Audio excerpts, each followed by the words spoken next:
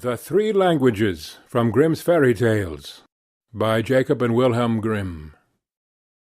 An aged count once lived in Switzerland, who had an only son, but he was stupid, and could learn nothing. Then said the father, "Hark you, my son, try as I will, I can get nothing into your head. You must go from hence. I will give you into the care of a celebrated master, who shall see what he can do with you." The youth was sent into a strange town, and remained a whole year with the master. At the end of this time he came home again, and his father asked, "Now, my son, what have you learned?" "Father, I have learned what the dogs say when they bark." "Lord have mercy on us!" cried the father. "Is that all you have learnt? I will send you into another town, to another master." The youth was taken thither, and stayed a year with this master likewise.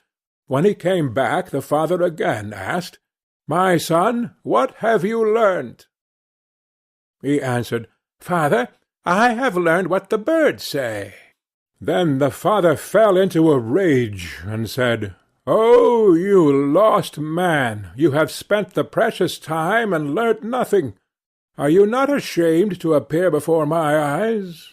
I will send you to a third master, but if you learn nothing this time also, I will no longer be your father." The youth remained a whole year with the third master also, and when he came home again, and his father inquired, "My son, what have you learned?" he answered, "Dear father, I have this year learned what the frogs croak." Then the father fell into the most furious anger, sprang up, called his people thither, and said, "This man is no longer my son. I drive him forth, and command you to take him out into the forest and kill him."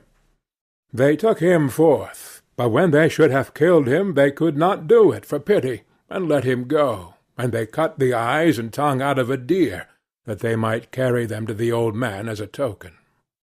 The youth wandered on, and after some time came to a fortress, where he begged for a night's lodging.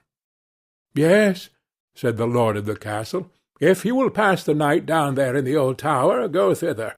But I warn you, it is at the peril of your life, for it is full of wild dogs, which bark and howl without stopping, and at certain hours a man has to be given to them, whom they at once devour."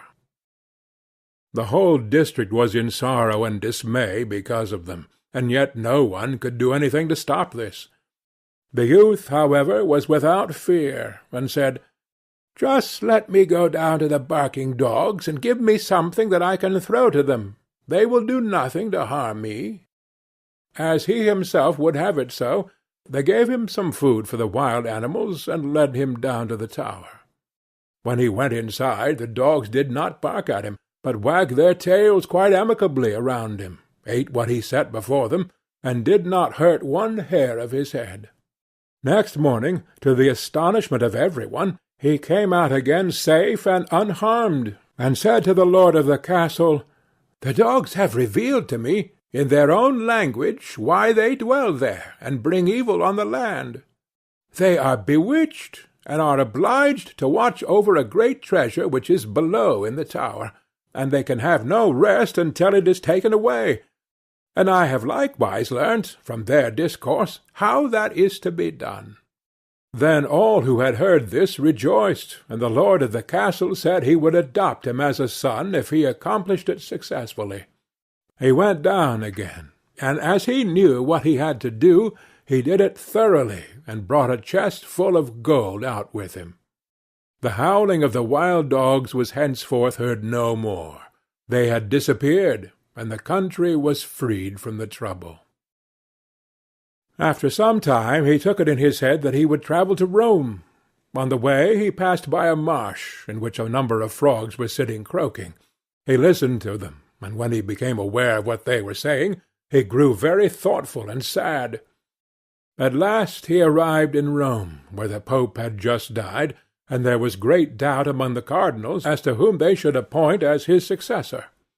They at length agreed that the person should be chosen as pope who should be distinguished by some divine and miraculous token, and just as that was decided on, the young count entered into the church, and suddenly 2 snow-white doves flew on his shoulders, and remained sitting there. The ecclesiastics recognized therein the token from above, and asked him on the spot if he would be pope. He was undecided, and knew not if he were worthy of this. But the doves counselled him to do it, and at length he said yes. Then was he anointed and consecrated, and thus was fulfilled what he had heard from the frogs on his way, which had so affected him that he was to be his holiness the Pope. Then he had to sing a mass, and did not know one word of it, but the 2 doves sat continually on his shoulders, and said it all in his ear. End of the 3 languages.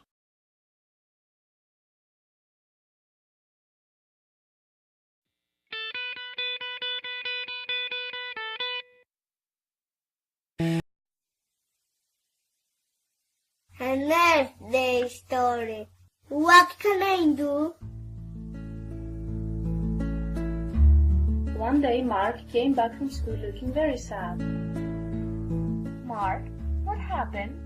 asked his mother. Well, today the teacher talked to us about Earth Day and the environment.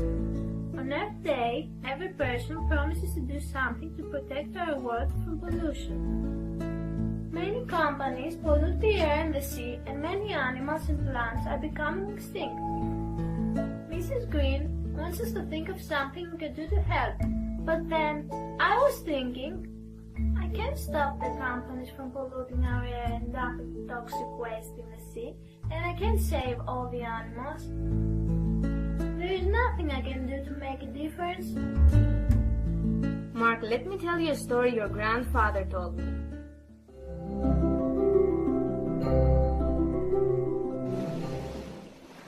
One morning, a man was walking down a beach covered with dying starfish. The night before, the tide had washed up thousands of starfish on shore, and they would all die on the beach. Then, the man came upon a boy who was throwing starfish back into the ocean as fast as he could. He was out of breath and looked very tired.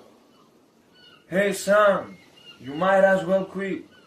There are thousands of them. You can't make any difference." "But I can make a difference. This one, and this one, and this one." And the man knew the boy was right.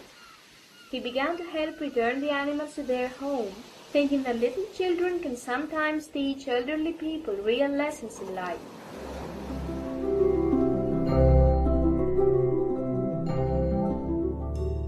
But he did make a difference to every starfish that he threw back in, right? Yes, darling, he did make a difference. So, even though I can't change everything, I can make a big difference by doing the little things that matter.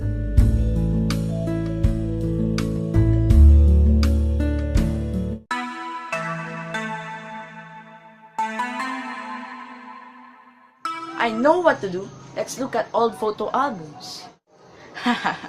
You never get tired looking at old photos. I don't know. It's just nice to reminisce once in a while.